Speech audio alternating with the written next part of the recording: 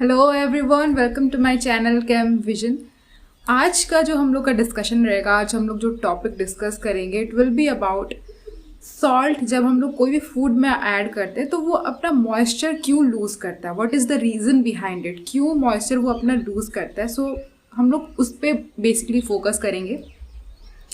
तो ये क्वेश्चन का आंसर देने से पहले कि सॉल्ट मॉइस्चर क्यों छोड़ता है जब फूड में डालते हैं, चलिए जानते हैं कि सॉल्ट आखिर फूड में ऐड क्यों किया जाता है। या वी नो कि उसमें उसका जो टेस्ट होता है, क्योंकि सॉल्ट बेसिकली हम लोग जानते हैं कि यूज़ होता है ताकि हम लोग का टेस्ट अच्छा लगे। हम लोग को बिना सॉल्ट के हम लोग इमेजिन भी नहीं कर सकते खाना। बट सिर्फ वो रीज़न नहीं होता सॉल्ट को ऐड करने के लिए फूड में। आपने देखा होगा कभी आप वेजिटेबल्स लेके आते हैं बाहर से, तो या फिर फ्रूट्स लेके आते हैं, नॉर्मली वेजिटेबल्स लेके आते हैं, तो हम लोग को बोला जाता है कि नमक और हल्दी डाल के उसको धोना चाहिए। वाई, क्यों?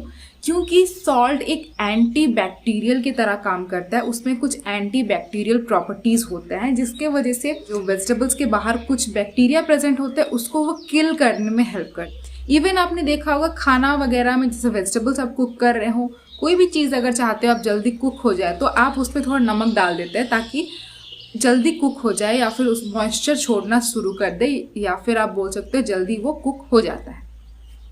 तो फर्स्ट जो है सॉल्ट का properties, that is anti bacterial properties.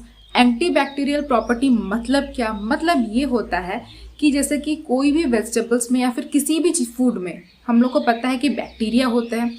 वो बैक्टीरिया को क्या करता है, वो बैक्टीरिया के अंदर जो सेल होते हैं, सॉल्ट क्या करता है, वो जो सेल के अंदर का जो वाटर है उसको सक कर लेता है, जिसके वजह से जो बैक्टीरिया सेल है वो डिहाइड्रेट हो जाता है, वो फंक्शन नहीं कर पाता है, जिसके वजह से जो सेल का फंक्शनिंग है वो बंद हो जाता है या फिर सेल डैमेज हो जाता है।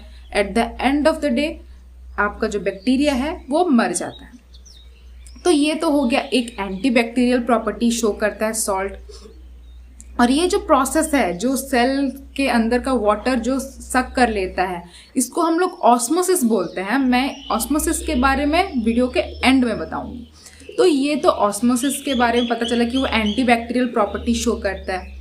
एक और भी चीज़ में हेल्प करता है, like texture enhancer. Yes, texture enhancer मतलब आपने कभी भी देखा होगा कि ब्रेड में जैसे कि ईस्ट डो हो गया या फिर बहुत सारे ब्रेड्स में इसको यूज़ किया जाता है ताकि उसका जो टेक्सचर है उसको एनहांस कर पाए हम लोग। कैसे हेल्प करता है ये टेक्सचर एनहांस में? वो क्या करता है बेसिकली थोड़ा सा आपका जो इलास्टिसिटी देने में हेल्प करता है। हम लोग जब आटा गूंथते हैं तो हम लोग को बोला जाता है कि थोड़ा नमक डालने के लिए। What is the reason behind it? क्योंकि जब हम लोग नमक डालते हैं तो जो डो होता है वो अच्छे से सॉफ्ट और इलास्टिक हो जाता है, और वो मतलब जो इलास्टिसिटी होता है जो डो का वो इंक्रीज हो जाता है और हम लोग का डो और ज़्यादा सॉफ्ट हो जाता है। इलास्टिक क्यों हो जाता है? What is the reason behind the elasticity? क्योंकि हम लोग को पता है जो डो होता है या फिर आप जो आटा गूंथते हो तो आटे में होता है ग्लूटेन। ये एक तरह का प्रोटीन होता है, ग्लूटेन होता है। ये जो ग्लूटेन होता है, जो प्रोटीन के अंदर बहुत सारे अमीनो एसिड्स होते हैं, जैसे कि हाइड्रोफोबिक अमीनो एसिड्स भी होता है और बहुत सारे चार्ज्ड अमीनो एसिड्स भी होते हैं। और जब उसके अंदर हम लोग सॉल्ट ऐड करते हैं, जिसको हम लोग Na+Cl- भी बोलते हैं, आपको पता है ये आयंस है। तो ये जो आयंस है ये क्या करते हैं, जो ग्लूटेन प्रोटीन है उसके अंदर जो चार्ज्ड अमीनो एसिड्स है उसके तरफ ये लोग अट्रैक्ट होने लग जाते हैं। ये जो चार्ज्ड अमीनो एसिड है, मान लो कोई नेगेटिवली चार्ज्ड अमीनो एसिड है, नेगेटिवली चार्ज्ड अमीनो एसिड किसको अट्रैक्ट करेगा? Na+ को अट्रैक्ट करेगा। तो जब Na+ अट्रैक्ट करता है नेगेटिवली चार्ज्ड अमीनो एसिड को, ये लोग कंबाइन करके एक न्यूट्रल प्रोडक्ट बनाते हैं, एक न्यूट्रल अमीनो एसिड या फिर एक न्यूट्रल कंपाउंड बना लेते हैं। वैसे ही पॉजिटिवली चार्ज्ड अमीनो एसिड क्या करेगा? पॉजिटिवली चार्ज्ड अमीनो एसिड क्या करेगा? Cl- को अट्रैक्ट करेगा और वो भी एक न्यूट्रल कंपाउंड बना लेगा। वैसे ही न्यूट्रल कंपाउंड क्या करते हैं, क्योंकि न्यूट्रल कंपाउंड बहुत ज़्यादा करीब आ सकते हैं क्योंकि रिपल्शन नहीं होगा, इसीलिए वो लोग क्या करते हैं, ऐसे स्टैक की तरह देखने को मिलता है, स्टैक फॉर्म कर लेते हैं और वो लोग बहुत क्लोज आ जाते हैं एक दूसरे के साथ। तो अब जब हम लोग क्या करते हैं, जब आटा गूंथते हैं तो क्या होता है, ये जो कंपाउंड्स है ये क्या करते हैं, एक दूसरे के ऊपर स्लाइड करना स्टार्ट करते हैं और बड़े आसानी से स्लाइड हो जाते हैं। और जितना ज़्यादा आप गूंथते हो उसको उतना ज़्यादा वो स्लाइड करते हैं और एक ये हाइड्रोफोबिक इंटरैक्शन फॉर्म कर लेते हैं, या फिर बोल सकते हो ये एक नेटवर्क फॉर्म कर लेते हैं। आप जितना उसको गूंथते जाओगे वो उतना और ज़्यादा इलास्टिक होते जाता है, और ज़्यादा थिन होते जाएगा और नेटवर्क बनाते जाएगा। तो इसीलिए बोला जाता है कि जितना ज़्यादा गूंदोगे उतना अच्छा सॉफ्ट और उतना ज़्यादा इलास्टिक बनेगा। इसीलिए हम लोग बहुत ज़्यादा गूंथते हैं उसको, ताकि वो ग्लाइड होता रहे और वो इंटरैक्शन बना रहे और एक बड़ा सा नेटवर्क को फॉर्म करे, ताकि हम लोग का डो जो है वो सॉफ्ट बने और हम लोग मतलब बहुत अच्छा भी बने, उसका टेक्स्चर हम लोग को एनहांस कर सकें। ये तो था हम लोग का टेक्स्चर एनहांसर की तरफ से। और भी एक बहुत इंपॉर्टेंट रोल प्ले करता है, सॉल्ट जो है वो फर्मेंटेशन को स्लो डाउन कर देता है। इसके पीछे का क्या रीज़न है, क्योंकि जैसे कि मैंने अभी कहा वो ऑस्मोसिस प्रोसेस मतलब फॉलो करता है। मतलब क्या, जो फर्मेंटेशन, मान लो आप कोई ब्रेड का फर्मेंटेशन हो रहा है, ठीक है, ब्रेड का फर्मेंटेशन किस तरह से होगा, ईस्ट उसमें डाला होगा, उसके हेल्प से फर्मेंटेशन होता है बेसिकली। तो क्या करता है जो सॉल्ट, जो ईस्ट के अंदर जो सेल्स प्रेजेंट होते हैं, वो सेल के अंदर जो वाटर होता है उसको क्या कर लेता है, वो सक कर लेता है, जिसके वजह से जो ईस्ट सेल है वो डिहाइड्रेट हो जाते हैं, या फिर आप बोल सकते हो डिहाइड्रेशन होने के वजह से सेल का फंक्शनिंग वो खत्म हो जाता है, या फिर आप बोल सकते हो सेल डेड हो जाते हैं, जिसके वजह से फर्मेंटेशन क्या हो जाता है, स्लो डाउन करना स्टार्ट हो जाता है। अब ये क्वेश्चन आता है कि वाटर को सक करने से क्या मतलब सेल क्यों डेड हो जाता है, क्योंकि मैक्सिमम जो एंजाइम्स होते हैं या फिर प्रोटीन्स होते हैं सेल के अंदर, वो बेसिकली फंक्शन करते हैं वाटर के प्रेजेंस में। अगर वाटर ही नहीं होता तो वो लोग फंक्शन ही नहीं कर पाते। तो क्योंकि ऑस्मोसिस के वजह से क्या होता है, ऑस्मोसिस के वजह से जो वाटर है वो क्या करता है, धीरे धीरे वो सेल से बाहर निकलना, क्योंकि हम लोग सॉल्ट के प्रेजेंस में क्या करता है, जो सेल के अंदर जो वाटर है वो धीरे धीरे बाहर निकलना शुरू हो जाता है और अंदर का सेल में क्या होता है, वाटर का कमी हो जाता है, जिसके वजह से आपका डिहाइड्रेशन देखने को मिलता है, जिसके वजह से अच्छे से काम नहीं हो पाता है, फंक्शनिंग बंद हो जाता है, जिसके वजह से सेल डेड हो जाते हैं, या फिर आप बोल सकते हो कि फर्मेंटेशन स्लो डाउन हो जाता है। तो ये तो था बेसिकली। अगर आप वीडियो सिर्फ इसलिए देख रहे थे कि आपको जानना था कि फूड से मॉइस्चर क्यों निकलता है, तो आप वीडियो यहीं पे स्टॉप कर सकते हो। लेकिन अगर आप ऑस्मोसिस के बारे में जानना चाहते हो so you can continue the video. मैं अभी आपको बताऊंगी कि ऑस्मोसिस आखिर होता क्या है।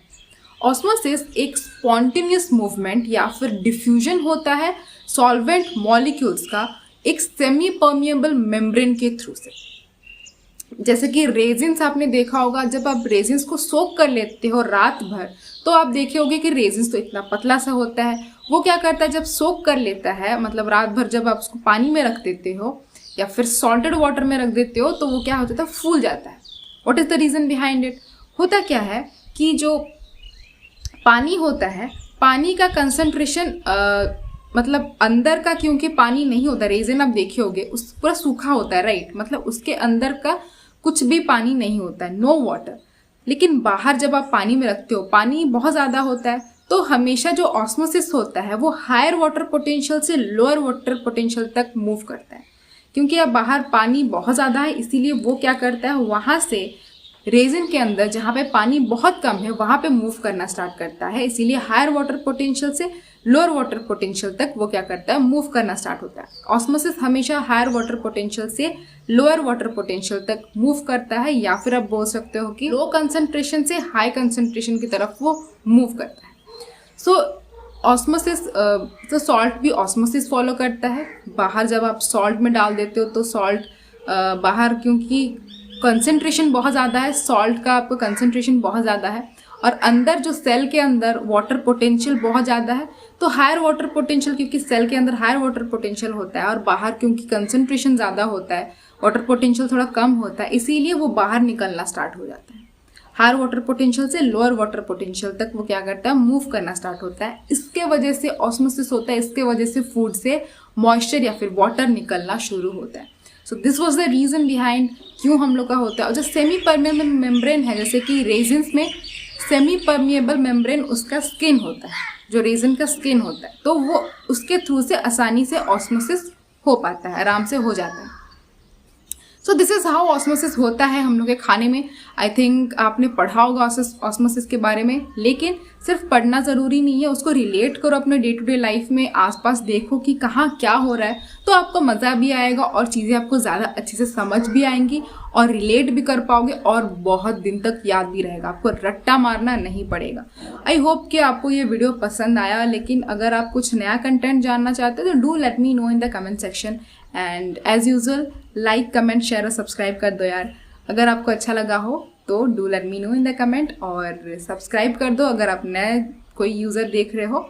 और क्या क्या चीज़ें मुझे चेंज करना चाहिए, do let me know in the comment, feedback दो ताकि आपको मैं नया कंटेंट लेके दे सकूँ। Thank you so much for the video, thank you.